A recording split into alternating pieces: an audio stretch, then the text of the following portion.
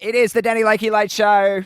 The following content is of an adult nature, and it may make some listeners blush, say, oh my God, or even cause offense. Feel free to turn the radio down in 3, 2, 1. Let's talk about sex with Dr. Nikki Goldstein. We roll out the red carpet. Dr. Nikki Goldstein is live in studio. Hello, Dr. Nikki. Hello, Danny. Thanks for the red carpet. Oh, yes, well, good. Match my red lips. It's the best we can do. You've brought in Valentine's Day presents for all of us. Aren't I sweet? Very nice indeed. Where's my Valentine's Day I present? wasn't thinking of it, to be honest. I mean, Yeah. it's the furthest thing from my mind.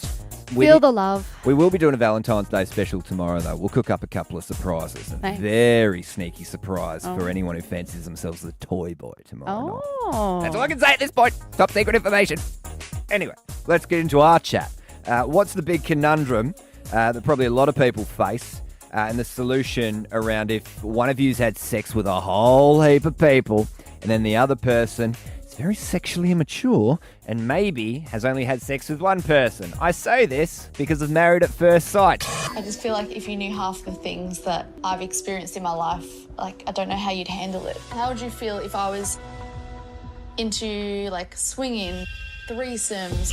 I am a very, like, sexually open person. You got to love Sexually Open Lauren and Virgin Matt from Married at First Sight. I just love that they've matched these two together. Like, could you get any further from... Yeah, but it's probably a good thing because if she's into all this stuff and he's a virgin, then she's the perfect person to kind of take him out of that virginity and really thrust him into sexual hoodness. Well, I guess that's what we're getting at. Is that the perfect scenario for someone who is, was a 29-year-old virgin? He's now slept with Lauren, as far as we know on the show. Is it better to just put him right in the deep end with Lauren, who's been to swingers parties, lesbian threesomes, probably slept with like 200 blokes, or a chick who's just like slept with like 15?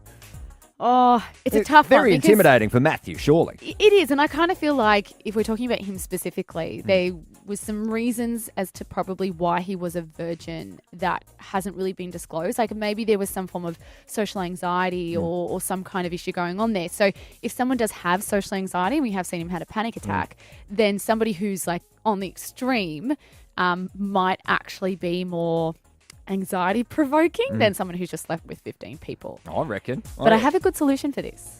Oh, what? So if one If- of you if one has slept with heaps more lots, than the other, Yeah, like let's not do this, the virgin, I'm Yeah, going to yeah, say yeah. virgin whore scenario, but we don't use that just say terminology. one partner's tally is 3, the other is 84. Don't count. Oh. Okay, I know you're tempted to count. Everybody wants to have a little section in the back of their diary where they're kind of ticking off and writing names so they can reminisce one day. This was always my secret because if someone actually said to me, Nikki, how many people have you had sex with in your life? I can honestly say I don't know. I have never counted. And then the problem is as well is that are we counting penetration sex or are we counting a kiss or a bit of a fondle? Like, what are we actually putting into this number count? Penetration. You really think? Yeah, I write it. I've got it in my iPhone notes, and there's no way I'm backspacing that bad boy, Dr. Nikki, so don't try convert me. No, but I'm thinking that if somebody has hooked up with somebody, that still counts. Why should we diminish that just because maybe something wasn't penetrated? It still was something sexual. So if you actually don't know, then you can't get into this. You're laughing at me. You can't get into the scenario of, hey, have I had sex with more people than what you've had? But technically now, you have forgot, because you haven't kept a list, and I assume Yeah. you're a very sexually liberated person, and you've Is had that your way you've of had your trying fair to share. think that I've had a lot of sex that I can't remember? You're a sexologist. You're an Thanks. attractive woman. You probably had a lot of sex. They're dead set. There will be men that you cannot remember having sex with now because you haven't kept a list. Much like if no, I never I've got a good memory. if I never kept my list, there are dead set people I would forget, and I don't want to forget anyone that I've shared such an intimate moment with. I don't think I forget anyone you've shared an intimate moment with. Dead set, because if someone said, my list is 121 on the list, right? Okay. If someone said to me, how many have you slept with, I would dead set, it would feel like 50. It'd feel like 50. But you know the problem And is then I'd with even forget putting a 71 of number. them. Yeah, but the problem is with the number is that if you tell that to somebody else, right? Say we're dating, and I go, Danny, how many people have you had sex with? I'm going to judge you two ways. I'm either going to think that that number is way too much and you're just a big man whore, or say that number was less, And I'm going to think, oh, is there something wrong with Danny? Like, is there, say it was like 2 or 3 or you were still the virgin. My mind would probably go to what's going on with him that he hasn't had the experiences or that I've had more. So this is the problem with even sharing that number is it's why. If you want to keep the number so you have these fond memories of your sexual past, keep it to yourself. And Don't back it up to the cloud. Yeah, back it up to the cloud and change your password. Don't share this with someone else necessarily because the problem is what are you going to do if they react negatively to that information? Then you would tell them, babe, it's nothing to worry about. I am a recovering alcoholic. I went to university in Surfers Paradise. Did you? That's just what happens. Every night was schoolies for 5 years. Was that you I saw running around Orchard Avenue with all those women? Yeah, got arrested with a black blow-up doll that time. I've said that story a couple of times. No recollection. Hashtag 4 years sober, by the way, guys. Muzzle tough. Shuey Louie, I know you've got a very low number. You could definitely count on both hands. Would this be a problem if you were to meet the man of your dreams and then after 3, you both exposed your number at the exact same time and his was about 12 times the amount of yours? Would that have any effect? Yeah, I actually think it does. It makes me, there's a part of me that makes me think, oh, are they going to have a wandering eye? Are they going to, be more prone to cheat, I guess? I don't know why, just because, they've got this number and they're obviously very open with anyone. It means they've been to the well and they've quenched their thirst. It's good. You don't want to sleep. You don't want a guy that's only slept with 2 women. He's still going to be curious. Yeah, there's a difference between 2 and 150, whatever you're on. 122, Shuey Louie. Would you prefer not to know? I think I'd prefer like a little white lie. Like Yeah. if you're on 120, 22, Divide it by down 3. to Okay, so 30. literally a white lie or do not count so you don't know the answer is the solution to this problem. I think you should share memorable experiences drip feeding. So like if you're having a conversation around things that you might have done in the past or funny moments or like a hookup that went wrong, I actually think it's sometimes better to share experiences and with an intent. Are you sharing that experience because you want to say, you know what, I once tried that and I didn't like it? Rather than just focusing on a number, you can talk about your past, but I think you've always got to test out with your partner whether there's someone that wants to know or not. Because I used to be that type of person that just, it's an open book, I'll tell you everything. And then I realized not everybody wants to know, and that's okay. If they don't want to know, that's completely fine, but test those waters before you go giving that information. Because you can't unhear things. Curiosity kills the cat, Dr. Nicky. It's my favourite idiom to use in this circumstance. Hey, 131060, you stick around if we get some callers, maybe with some sexual questions of any type. Sexual? Some relationship questions, maybe even some lead up to Valentine's Day questions. Yeah. What do I get my partner for Valentine's Day? Good one. Great example from you, Dr. Nick. Would expect nothing less. 131060. If you have a question for Dr. Nicky, give us a call right now. Right around the country, it is the Danny Lakey Late Show on 131060 on Instagram as well at Danny Lakey Late Show. 131060 if you've got a question for Dr. Nicky Goldstein. She is in, and we need to play this first. The following content is of an adult nature, and it may make some listeners blush, say, oh my God, or even cause offence. Feel free to turn the radio down in 3, 2, 1.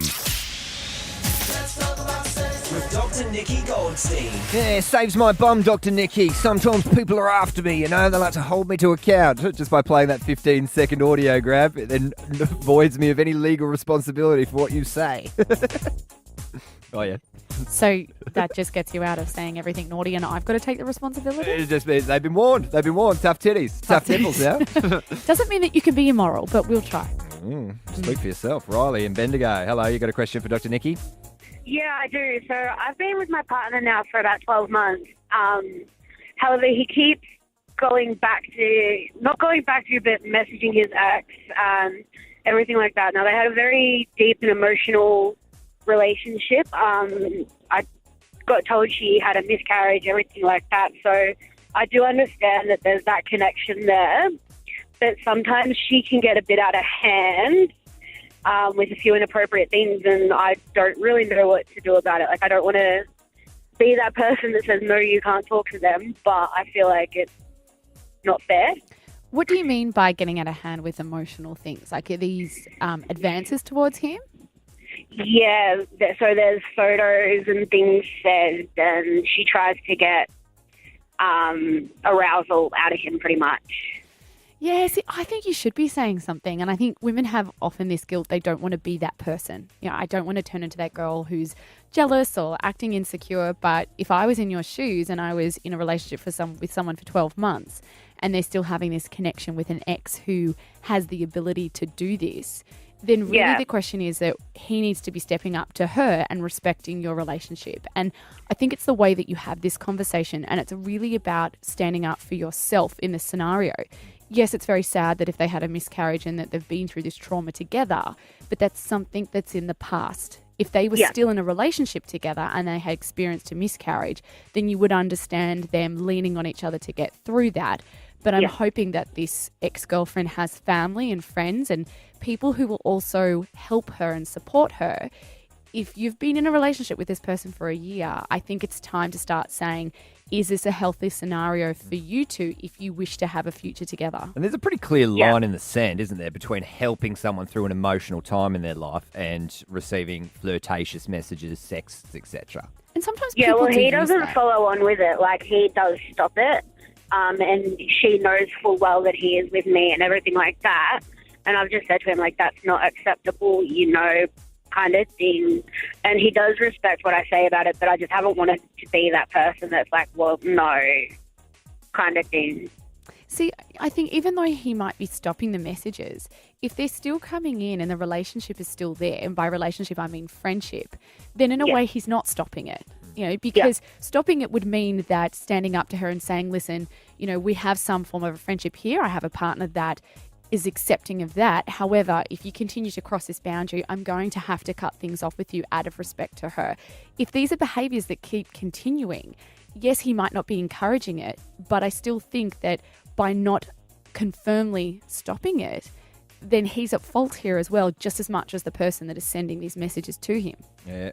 One more chance. I reckon he's got to lay it down. Say no flap snap zone. This is a no flap snap zone and anymore, and it's a blockage, and she needs to know that. I reckon. Yeah.